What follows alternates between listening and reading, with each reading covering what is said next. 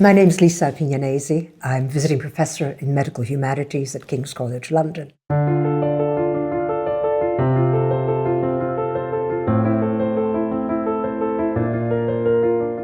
Welcome to my exp.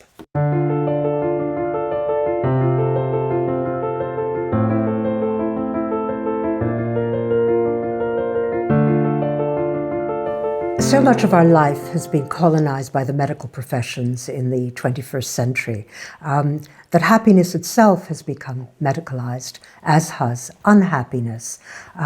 We've become less tolerant of frustration. We think we immediately need to run to a medical psychiatrist or a therapist if we can't cope with our daily life. We medicalise our children.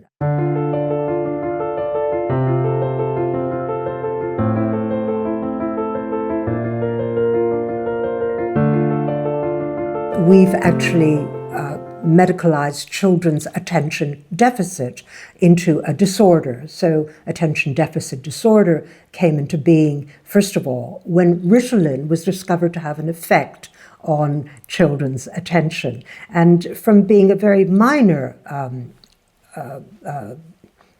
category of, if you like, behaviour and psychiatric intervention, it became a rather large category. So more and more children were diagnosed with attention deficit disorder or attention deficit hyperactivity disorder. And we have to ask ourselves, why is it in a time when we're so concerned with the attention economy, we want to target the childhood itself with a disorder which seems to be linked so much to this attention economy. It may not actually be a disorder of the child, it may be a disorder of the society as a whole and needs different kinds of intervention than medical intervention. And this has happened in many spheres of our lives. So, for example, the kinds of frustration that we would accept as being part of life. I haven't found the woman that I really want, and so I'm going to go online and choose a great many women, one for this night, one for the next night, one for the night after, and I will find the real happiness, ecstasy with the high the drugs give me, with a woman that I have shopped for, bought in this retail arcade of photographs and attributes online, and I will find happiness. Well, happiness doesn't necessarily come from that kind of activity. It becomes a pursuit in itself and only leads to what we would now call addictive behaviour, so that all you can think of is the pursuit.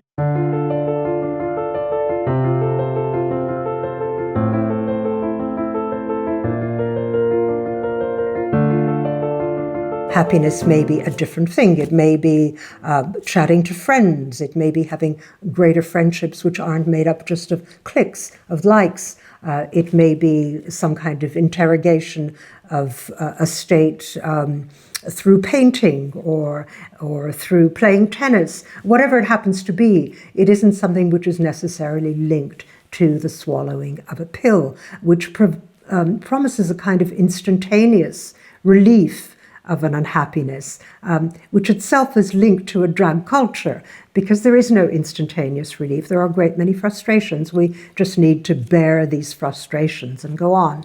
The same thing with relationships.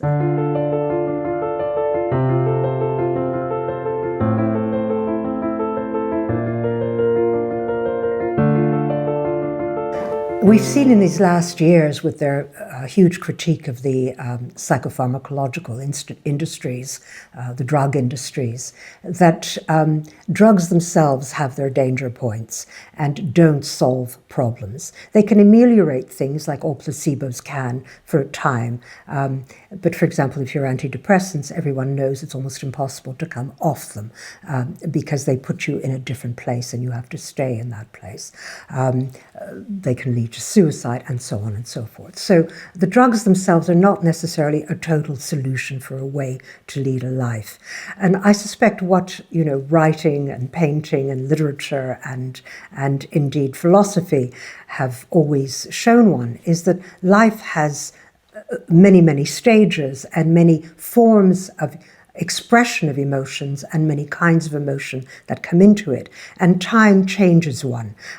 It doesn't take drugs to change one. Time itself changes one. It changes the nature of relationship. It changes our desires. It changes our relationship to our children and the other people in our lives.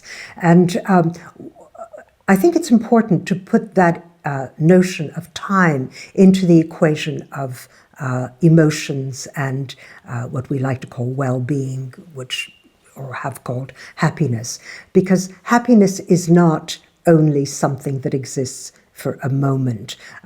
You can be happy and still have bad moments. You can be happy and still have very difficult times in a relationship or in a set of relationships. You can have a good life and still have moments of extreme emotion. We hope there will be extreme emotion because love itself is an extreme emotion and forces you to think, perhaps in obsessional terms, forces you to reconsider yourself in different ways. But the high of love, the moments of great passion, don't necessarily last forever. They change, they transform, they metamorphose into other kinds of happinesses. And I think it's important to try and think about life not just as something of the moment, as something that can be sedated by a pill or treated by a pill or a drug, but as something which allows you to experience a full range of emotions through time. And some of those emotions themselves, some of those moments may seem mad to you.